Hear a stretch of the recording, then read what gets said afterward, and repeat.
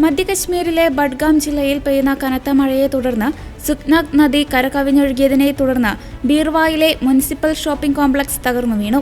Dozen കണക്കിന് കച്ചവട സ്ഥാപനങ്ങൾ പ്രവർത്തിച്ചിരുന്ന കെട്ടിടമാണ് ചൊവ്വാഴ്ച കുത്തിയൊഴുകിയെത്തിയ വെള്ളപ്പൊക്കത്തിൽ ഒലിച്ചുപോയത്. ജില്ലാ ഭരണകൂടം മുൻകൂട്ടി കാലാവസ്ഥാ മുന്നറിയിപ്പ് നൽകിയിരുന്നതിനാൽ വലിയൊരു ദുരന്തം ഒഴിവായി. പ്രളയജലം കോംപ്ലക്സിനെ പൂർണ്ണമായി വിഴുങ്ങുന്നതിന് മുൻപ് തന്നെ കടയുടമകൾക്ക് സാധനങ്ങൾ മാറ്റാനും സുരക്ഷിത സ്ഥാനങ്ങളിലേക്ക് മാറാനും സാധിച്ചതിനാൽ ആളപായമുണ്ടായില്ല. കടകളെല്ലാം ഒഴിപ്പിച്ചതിന് പിന്നാലെ പ്രളയജലത്തിന്റെ ശക്തമായ ഒഴുക്കിൽ കെട്ടിടത്തിന്റെ അടിത്തറ ദുർബലമാവുകയും നിമിഷങ്ങൾക്കകം കെട്ടിടം നദിയിലേക്ക് തകർന്നു വീഴുകയുമായിരുന്നുവെന്ന് ദൃക്സാക്ഷികൾ വ്യക്തമാക്കി. ബഡ്ഗാം ജില്ലയിലുടനീളം പ്രളയസമാനമായ സാഹചര്യമാണ് നിലനിൽക്കുന്നത്. പ്രദേശത്തെ നദികളും അരുവികളും കവിഞ്ഞൊഴുകിയതിനെ തുടർന്ന് താഴ്ന്ന പ്രദേശങ്ങളിലും ജനവാസ മേഖലകളിലും വെള്ളം കയറുകയും ജനജീവിതം പൂർണ്ണമായും സ്തംഭിക്കുകയും ചെയ്തു. സംഭവം നടന്ന സ്ഥലത്ത് ഉദ്യോഗസ്ഥർ സന്ദർശനം നടത്തി സ്ഥിതിഗതികൾ വിലയിരുത്തിയിട്ടുണ്ട്.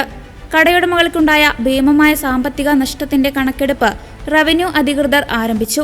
ജമ്മു കശ്മീരിന്റെ വിവിധ ഭാഗങ്ങളിൽ വരും ദിവസങ്ങളിലും ശക്തമായ മഴ തുടരുമെന്ന കാലാവസ്ഥാ നിരീക്ഷണ കേന്ദ്രത്തിന്റെ മുന്നറിയിപ്പിനെ തുടർന്ന് ഭരണകൂടം ജാഗ്രത ശക്തമാക്കിയിട്ടുണ്ട്.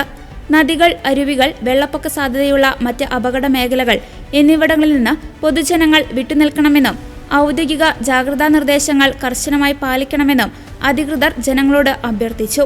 അതേസമയം അസമിലും പ്രളയ സാധ്യത ഉയരുകയാണ്.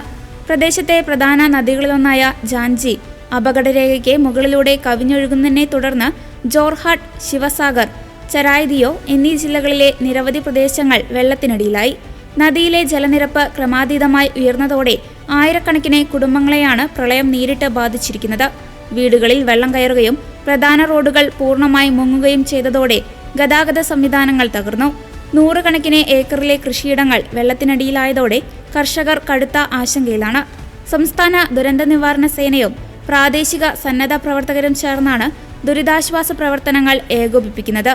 പ്രളയബാധിത പ്രദേശങ്ങളിൽ അതീവ ജാഗ്രത പുലർത്താൻ അധികൃതർ നിർദ്ദേശം നൽകിയിട്ടുണ്ട്.